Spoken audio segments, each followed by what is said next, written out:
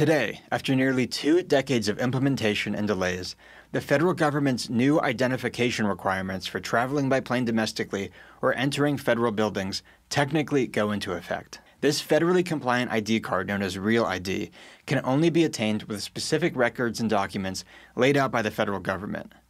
It's labeled by a black or gold star in the upper right corner. Even though DHS Secretary Kristi Noem promised that, at least initially, people without a Real ID will only have to face some extra scrutiny at security checkpoints, it's safe to assume that, as the full requirement sets in over the next several weeks and months, some number of people will show up to airports unaware that they no longer have the documents required to board their plane. And because the process of getting through most domestic airports was grueling enough before the deadline, many expect air travel to be especially arduous during the transition. Because of the absoluteness of this new requirement and the harsh punishment for noncompliance, just picture what would happen to you if you tried to get into a federal building or onto a plane without the accepted forms of ID. It can be easy to write off the Real ID requirement as some new rule that, while annoying, is probably being implemented for a good reason. It's not.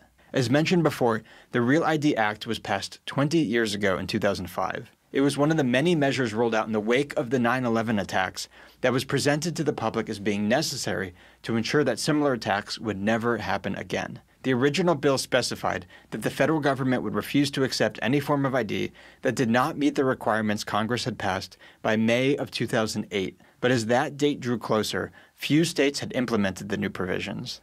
Some governors had vocally refused to comply because they opposed what was, in effect, the implementation of a national identification database. That prompted the Department of Homeland Security to delay the deadline several times.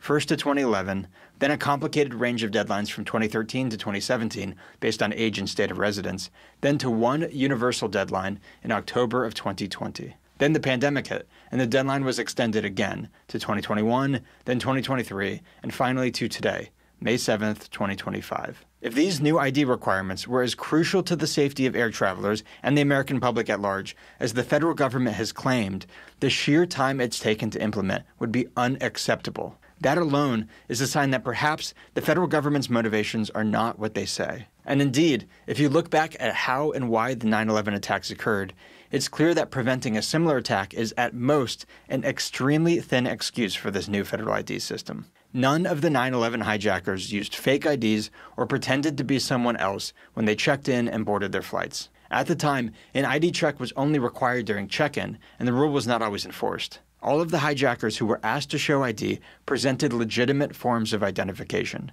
mostly foreign passports. One hijacker was flagged at check-in because he did not have a photo ID. 2 other hijackers were similarly flagged by a joint FBI and FAA pre-screening system after identifying themselves. But the government's rules at the time only required the 3 flagged hijackers' checked luggage to be set aside until they had boarded their flights.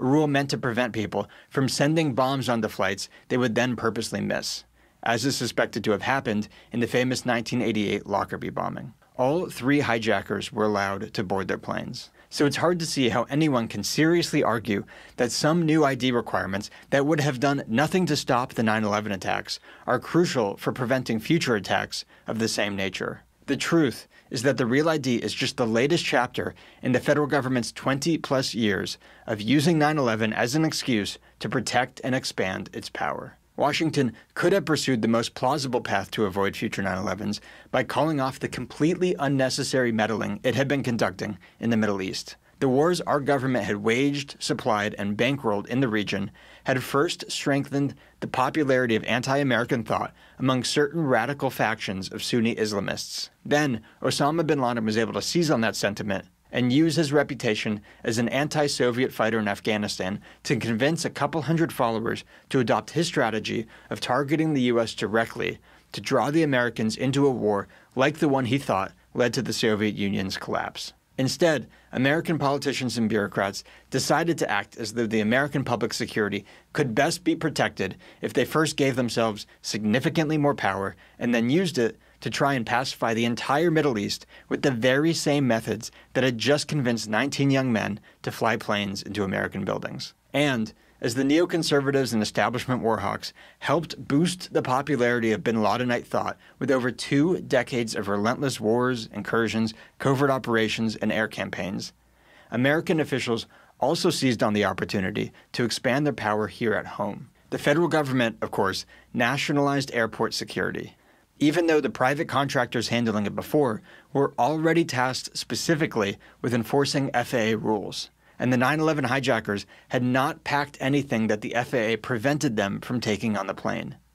The attack was not an airport screening failure. But now, it's all handled by a group that will continue to operate in every commercial airport in the country, regardless of how abysmal it is at detecting banned items. Beyond the airport, the federal government gave itself sweeping new authorities to conduct surveillance on everyone, including American citizens, with the passage of the Patriot Act. Taking after the regime in Beijing that they love to demonize for the same reasons, federal bureaucrats in Washington built up extensive systems to monitor digital communication and track the American population with technologies like facial recognition. Real ID is the next major development in that effort.